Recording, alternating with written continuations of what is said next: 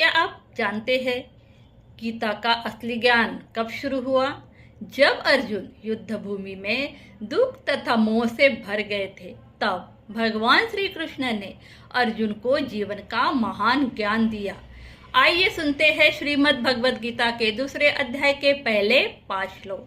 देखिए, दूसरों से झूठ बोलना बुरा है, लेकिन स्वयं से झूठ बोलना खतरनाक है, क्योंकि ये हमारे द्वारा बुना हुआ जाल है जिससे हम नहीं निकल पाएंगे। इसलिए दूसरों से झूठ बोलना बुरा है, लेकिन स्वयं से झूठ बोलना खतरनाक है। क्या कारण देता है अर्जुन युद्ध न करने के?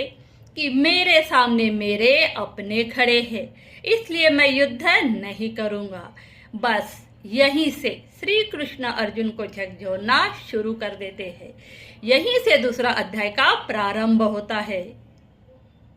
पहले श्लोक में बताया गया है कि अर्जुन अपने सामने अपने गुरु, मित्रों और रिश्तेदारों को देखकर उसका मन दुख तथा करुणा से भर जाता है।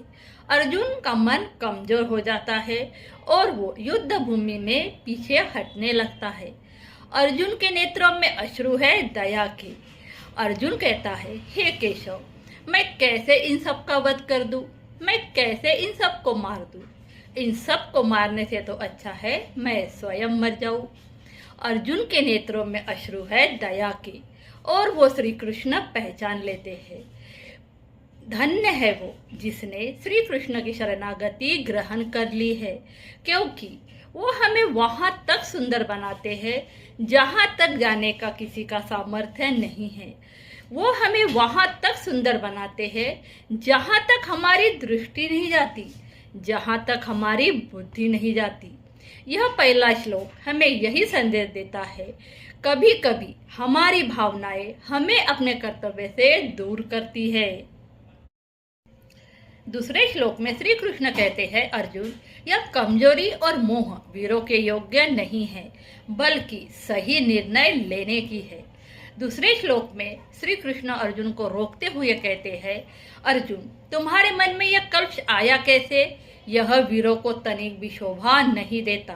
देखिए, यदि आप विचारवान हैं तो आपके जीवन में दुविधा होगी, आपके जीवन में भ्रम होगा, आपके जीवन में द्वंद्व भी होगा। लेकिन उस द्वंद्व और दुविधा से पार जाने की एक युक्ति है।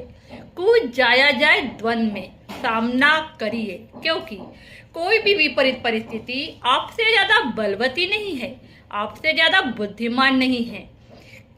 देखिए, यदि हम सत्य पथ पर है तो इतना भारी बल देगा सत्य हमें कि कब प्रतिकूलता आई और कब चली गई हमें खबर तक नहीं होगी। यह दूसरा श्लोक हमें यह संदेश देता है, मुश्किल समय में हमें विवेक और धैर्य से काम लेना चाहिए। यह तीसरा श्लोक हमें कर्तव्य का महत्व समझाता है। श्री कृष्ण अर्जुन से कहते हैं, अर्जुन, यह कायरता छोड़ो और उठकर अपने कर्तव्य का पालन करो। इस श्लोक में श्री कृष्ण अर्जुन से कहते हैं, अर्जुन, यह कैसी नपुंसक जैसी बातें करते हो? अर्जुन जैसे वीर को नपुंसक कहना मतलब अभद्र कहना। लेकिन श्री कृष्ण ने अर्जुन की चेतना पर प्रहार किया कि ये कैसी नपुंसक जैसी बातें करते हो? तुम होते कौन हो किसी और पर दया करने वाले? अर्जुन, तुम युद्ध क्षेत्र में खड़े हो, युद्ध करना तुम्हारा कर्तव्य है। देखिए, श्री कृष्ण किसी व्यक्ति के प्रति लड़ने के लिए प्रवृत्त नहीं कर रहे हैं। श्री कृष्ण असत्य के प्रति लड़ने के लिए प्रवृत्त कर रहे हैं। श्री कृष्ण अनुचित के प्रति लड़ने के लिए प्रवृत्त कर रहे हैं। यह तीसरा श्लोक हमें यह संदेश देता है, हर किसी का धर्म कर्तव्य होता है और उसे अपना कर्तव्य निभाना चाहिए। इस चौथे श्लोक में अर्जुन कहते हैं, मैं अपने गुरु तथा बड़ों पर शस्त्र कैसे उठाऊं? मुझे वो राज्य भी स्वीकार नहीं जो इनके वश से मिले। अर्जुन कहते हैं, हे मधुसूदन, हे शत्रुहंता, मैं द्रोण तथा भीष्म जैसे पूजनीय व्यक्तियों पर उलटकर बाण कैसे चलाऊंगा? देखिए, जो व्यक्ति लड़ नहीं सकता उसके सामने लड़ने की परिस्थिति आ जाए तो बेचारा क्या करेगा? घबरा जाएगा ना। लेकिन अर्जुन के साथ ऐसा नहीं है, अर्जुन लड़ सकता है। लेकिन अर्जुन के पास एक दृष्टि है जिसे दिख रहा है सामने पितामह भीष्म खड़े हैं। जब जब हम पर विपत्ति आई तब तब हमारे पितामह हमारे सामने कवच बनकर खड़े रहे। हे मधुसूदन, कवच को कैसे भेज दूं?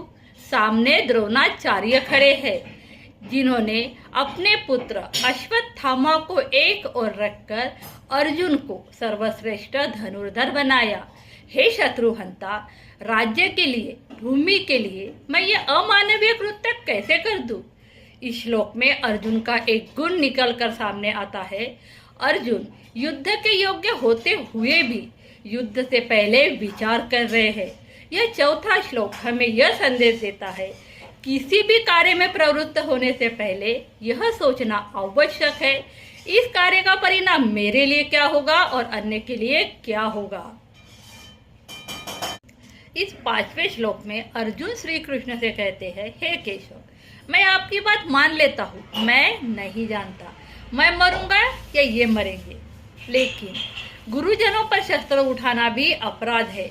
मैं अपने गुरुजनों पर शस्त्र कैसे उठाऊं?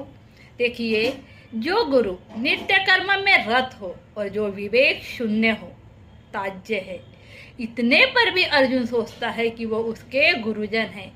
यह श्लोक हमें यह संदेश देता है, कभी कभी सही और गलत के बीच निर्णय लेना भी बहुत कठिन हो जाता है। भावनाओं में आकर कर्तव्य नहीं छोड़ना चाहिए। कठिन समय में सही मार्गदर्शन बहुत जरूरी होता है।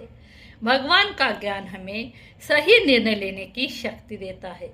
श्रीमद् भगवद गीता के 2 अध्याय के प्रथम 5 श्लोक का यह मुख्य संदेश है।